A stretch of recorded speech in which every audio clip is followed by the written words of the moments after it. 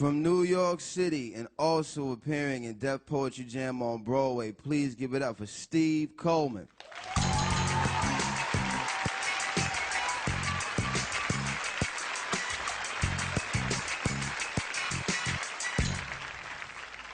There is a terrorist threat in America, and we can barely detect that our country's been wrecked by barbarians, derelict clerics with exotic names like Trent Lott and Catherine Harris. I'm going to Paris because they killed democracy in Florida. Quick, call the coroner. There's been a hostile takeover of the red, white, and blue. They finance corporate mergers, so when Enron and Congress fuck, everybody gets screwed.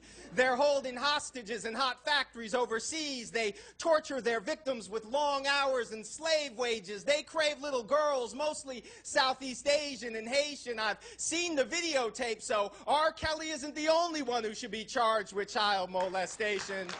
There is a terrorist threat in the land, and it's not just the boy bands.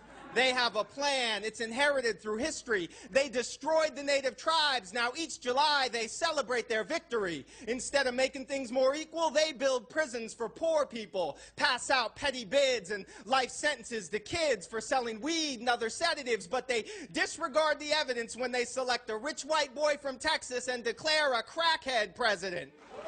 A draft-dodging merchant of menace with a feeble mind, and before he bombs Saddam on my dime, he better send weapons inspectors into Columbine. There is a terrorist threat in the nation. They give tax breaks to big banks but deny black people reparations. They maintain training ranches and congregating clans. They want to steal Alaska's oil, then blame it on Iran. They tally bans and censor art for sport. They snuck into our law schools and hijacked the Supreme Court. Their money makes missiles. Their labs created anthrax. Osama was their pawn. Evil is their axis. They're skilled at killing innocent civilians because they've had lots of practice. From Hanoi to Nicaragua, from Vieques to Damascus, for agua and oil, gold, zinc, and soil. They spread their views on cable news. They call each other George and Dick and Rudy. So next time you see a terrorist, kick him in his booty. It's not only your right as an American, it's your patriotic duty.